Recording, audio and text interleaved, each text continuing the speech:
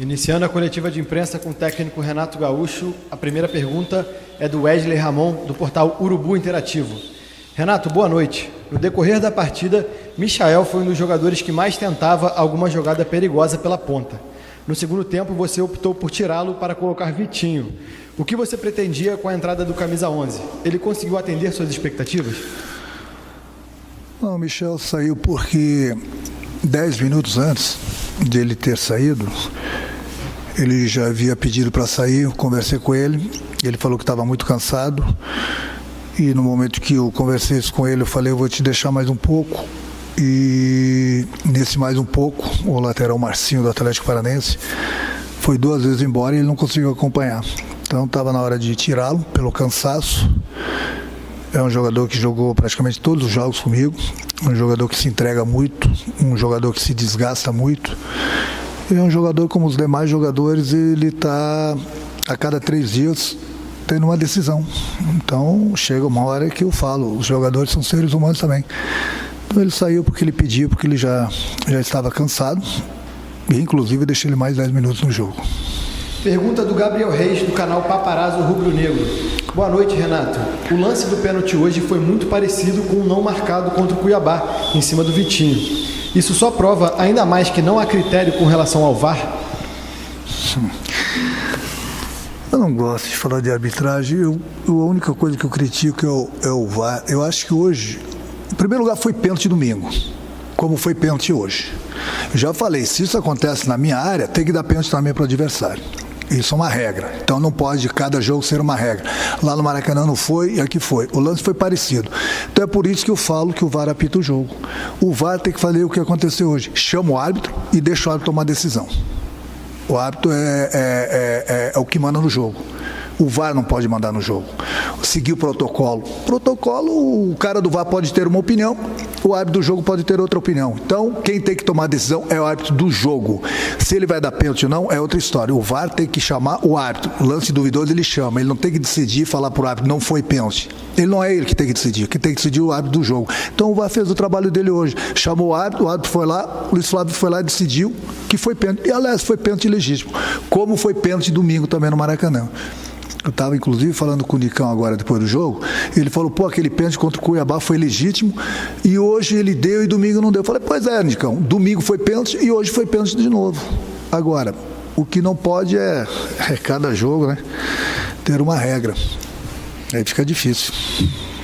Pergunta do Rafael Melo, do canal Raflamelo. Boa noite, Renato. Hoje Gabigol igualou seu maior jejum de gols pelo Flamengo. Já são 7 jogos sem marcar. Você concorda que esse posicionamento, jogando mais longe do gol, prejudica o futebol dele e, consequentemente, do time? Não é o posicionamento do Gabriel. Eu não conheço um jogador no mundo que não fique alguns jogos sem fazer gol. Tem um tempo atrás estavam cobrando o Pedro, que o Pedro, se não me engano, ficou 10 jogos sem fazer gol. Eu falei, Pedro, relaxa, tranquilidade. Confiança total. Daqui a pouco a bola começa a entrar, daqui a pouco você vai voltar a fazer gols. E ele voltou a fazer gols, tem nos ajudado bastante, a mesma coisa com o Gabriel. O importante é a entrega que ele vem tendo, ele vem nos ajudando de uma forma ou de outra. No momento que ele se desloca, ele abre, fica um pouco longe da área, é justamente ele está jogando sem a bola, abrindo espaços para o companheiro. Principalmente no momento que você enfrenta uma equipe que tem 3 zagueiros, se ele ficar parado lá no meio da área, ele não vai encostar na bola. Então, muitas vezes ele sai, ele fica um pouco longe do gol, mas tem aberto espaço para os companheiros. Pergunta de Marcos Coelho, da Rádio Tupi. Renato, hoje notamos um Flamengo com mais dificuldades que o normal para trocar passes. Ao que você atribui essa situação? Você também viu dessa forma? Algumas vezes é uma coisa normal, porque o Atlético joga toda hora aqui. É grama sintética, e a grama sintética faz uma diferença muito grande. É da água para o vinho.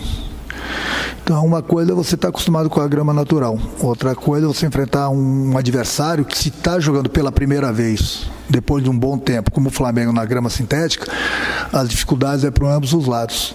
No momento que você enfrenta uma equipe que está acostumada com o campo, é lógico, a bola fica muito viva na grama sintética. E essa grama ela é bem diferente da grama do Palmeiras, é bem diferente da grama do Corinthians. Então, hoje a gente já sabia das dificuldades. Ontem nós conversamos no treino, hoje nós conversamos na pré-eleição, que nós íamos ter essa dificuldade, mas mesmo assim a minha equipe arriscou o tempo todo, saindo, jogando, conseguimos muitas vezes quebrar a primeira linha deles, Mas agora fica difícil toda hora, porque eles estão acostumados com o campo e a grama sintética dificulta bastante, você perde muito tempo, a bola fica muito viva. Então essa, sem dúvida alguma, foi a nossa maior dificuldade hoje. Pergunta de Cristiane Mussi, da ESPN. O primeiro gol desorganizou o time. O que ficou de lição? E por que você ficou de costas para a cobrança do Pedro? Algum tipo de superstição? Tem um telão no estádio, eu fico olhando para o telão, já que na hora do pênalti ali, tem muitos jogadores na minha frente, tanto meus jogadores como os jogadores do adversário. E no telão eu enxerguei muito mais. Então jamais vou ficar de costas para um jogador meu bater o pênalti. Eu tinha uma visão espetacular do telão, por isso que fiquei olhando pelo telão, porque justamente ali, aquela quantidade de jogadores na minha frente, eu não ia conseguir observar direito. Pergunta de Sidão Marinho, do Litoral News. Renato, o Flamengo teve muita dificuldade para mostrar o seu futebol hoje. Qual a lição que você leva para o jogo de volta? Acredita que será um jogo mais tranquilo? Olha, eu respeito a opinião de todo mundo. A minha equipe fez um bom jogo hoje. Apesar das dificuldades que nós encontramos com o campo, não é fácil jogar aqui dentro. Não é fácil, o gramado prejudica bastante, a equipe é visitante porque não está acostumada, o Atlético criou bastante dificuldades pra gente e a minha equipe jogou.